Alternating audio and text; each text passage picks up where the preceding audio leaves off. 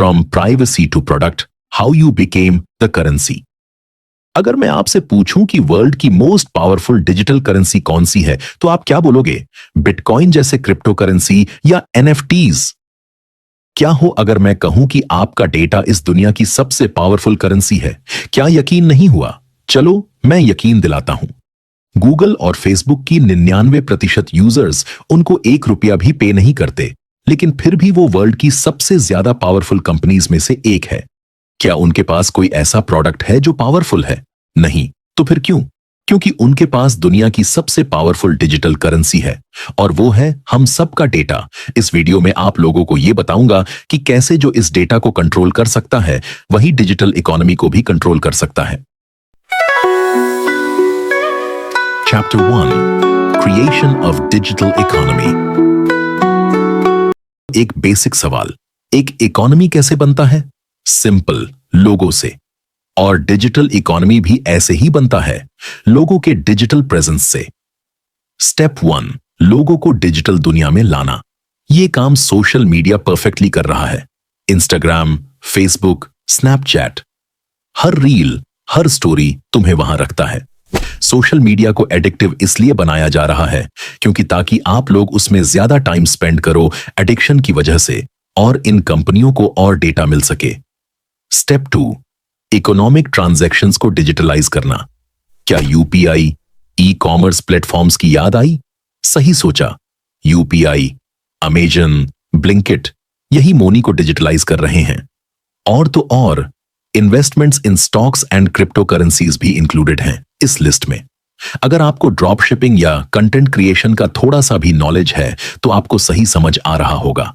Step 3, expansion of digital economy, जैसे rules and regulation of digital world और cyber crimes and frauds, connecting people all over the world, ये सब इसी का part है। ऐसे बनता है एक बेसिक सा इकोनॉमी, और ये प्रोसेस आपके सामने ही चल रहा है। तो अब उनसे इन कंपनीज को क्या फायदा, नेक्स्ट चैप्टर में बताता हूं। Chapter 2 stealing your data. आपको क्या लगता है फेसबुक, इंस्टाग्राम, यूट्यूब बस एड रेवेन्यू से कमाते हैं? कभी सोचा है कि किसी स्कैमर के पास आपका इतना डेटा कहां से आया? इसके 2 तरीके हैं। ये कंपनीज आपके डेटा को सेल कर रही हैं, और जो कंपनीज सेल नहीं भी कर रही, उसके सिस्टम के बग्स के थ्रू डेटाबेस को लीक किया जाता है। दोनों ही तरीकों का फाइनल कंजम्पशन इन स्कैमर्स और फ्रॉडस्टर्स ही हैं, जो आपको कोई छोटा सा बग से स्कैम कर देते हैं। लेकिन ये बस मॉनेटरी वैल्यू तक ही नहीं है। आपके प्राइवेट वीडियो जो आपने गैलरी में है, वो से लेकर आपके चैट्स का भी डेटा इन कंपनीज के पास होता है, जो कि अब हैकर के पास है। और आजकल एआई कितना एडवांस है, ये आप लोग इसके बारे में अवेयर होंगे ही। तो इन्हें एआईएस को यूज करके आपकी प्रोफाइल बनाई जाती है। तो चलो आपको नेक्स्ट चैप्टर में एक आर्टिकल की बताता हूं, जिसका लिंक डिस्क्रिप्शन में है, कि आपका डेटा इंपॉर्टेंट क्यों है। Chapter 3 Why Your Data Matters। एक लड़की ने जब अपनी पर्सनल डिटेल्स टिंडर से मांगा under Europe data protection law, तो टिंडर ने उससे 800 पेजेस का डेट दिया। अगर आपको लगता है कि ये इंफॉर्मेशन कुछ बढ़ा चढ़ाकर होगी, तो मैं बताता हूं, उस डेटा में उसके चैट लॉग्स, उसके प्रेफरेंसेस और इतने मेटा डेटा थे कि जिसको अगर फुली एनालाइज किया जाए, जो कि एआई से ज्यादा मुश्किल नहीं, तब ये डेटा उस लड़की के बारे में इतना बता सकता है कि वो नेक्स्ट किस लड़के को लाइक करेगी, क्या बात करेगी, कैसे उनकी लाइफ होगी, वो तक प्रिडिक्ट कर सकता है।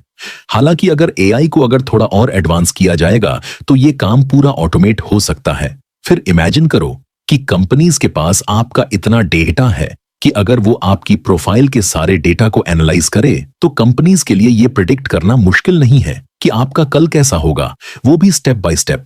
ये बस पर्सनलाइज्ड एड्स के लिए एक स्टॉपेज नहीं है, ये डेटा आपके माइंड को भी फ्रेम कर सकता है। हालांकि ये काम जितना आसान लगता है, उतना है एक्सपेंसिव भी है, और हर कंपनी इसे अफोर्ड भी ना कर पाए। लेकिन ये कई कंपनीज ने इसे प्रोजेक्ट को स्टार्ट भी कर चुकी हैं। आपने खुद देखा होगा कि आप अभी किसी से अगर शूज के बारे में कॉन्वर्सेशन करो, तो रील्स के टाइम आपको शूज के ही एड्स आते हैं।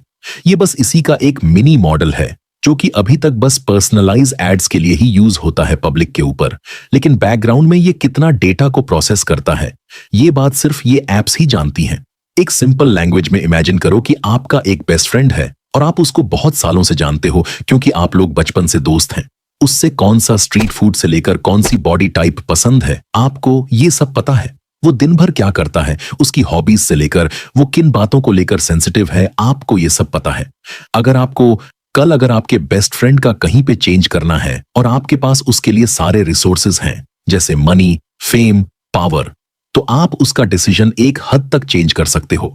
लेकिन आपके इंटेंशंस आपके बेस्ट फ्रेंड के लिए अच्छे हैं, आप उसकी परवाह करते हो। लेकिन एआई और ये कंपनीज का क्या, वो लोग तो सिर्फ उससे अपना काम निकलवाना चाहते हैं, और इसीलिए ये लोग पहले आपके दोस्त को ऐसे चेंज करेंगे जैसे उनको कन्वीनियंट लगे, चाहे वो खिलौना टूट ही क्यों ना जाए। उनके पास ऐसे बहुत सारे लोग हैं, इसलिए ये डेटा के ऊपर इतना इन्वेस्ट करते हैं। Chapter 4 How it affects you।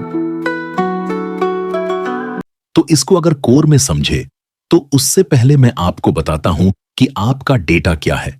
एक छोटा सा एग्जांपल से बताता हूं। आप अपने इंस्टा के सेटिंग्स में जाके, योर एक्टिविटी में जाके लाइक्स में जाओ, फिर आपको वो रील्स दिखेगी जो आपने लाइक की हैं।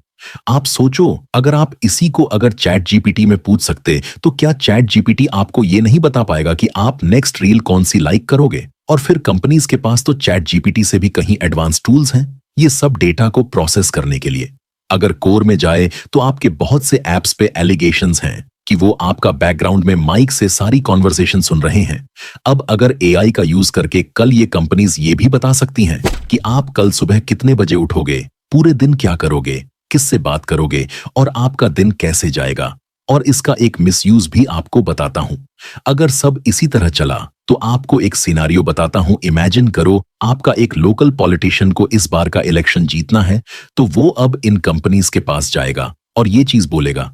अब ये एप्स को पता है कि आपको क्या पसंद है, आप किस चीज के लिए सेंसिटिव हो और आपको कैसे किसी चीज के लिए इंप्रेस कैसे करना है। तो वो कंपनीज आपको वही रील्स दिखाएंगी जहां ये पॉलिटिशियन को एक हीरो दिखाया गया है और ये बताया गया है कि वो कितना महान इंसान है। अब आप किसको वोट दोगे? ये डेटा सिर्फ आपकी प्राइवेसी बन के नहीं रह गया, अब ये डेटा डिजिटल करेंसी का एक पावर सिंबल बन गया है। जिस कंपनी के पास जितना डेटा होगा वो उतने ही लोगों के माइंडसेट को फ्रेम कर सकती है। अब वो दिन दूर नहीं जब एआई इन डेटा को आप सबके एक प्रोफाइल में कन्वर्ट कर दे और आपके ओपिनियंस को फ्रेम करके अपने फेवर में यूज करे। आपको ये चीज एकदम से इम्पॉसिबल लगेगी, पर इमेजिन करो, आजकल के हर 8 से 10 साल के बच्चे के पास एक फोन है और वो इन सोशल मीडिया में अपना टाइम स्पेंड कर रहे हैं और अपने आने वाले कुछ सालों तक ये बच्चे इन्हीं सोशल मीडिया को कंज्यूम कर रहे हैं। और किसी बच्चे के माइंडसेट को चेंज करना कोई मुश्किल काम नहीं है और एक सोशल मीडिया इतना एडिक्टिव है, ये आप लोगों ने भी देखा होगा।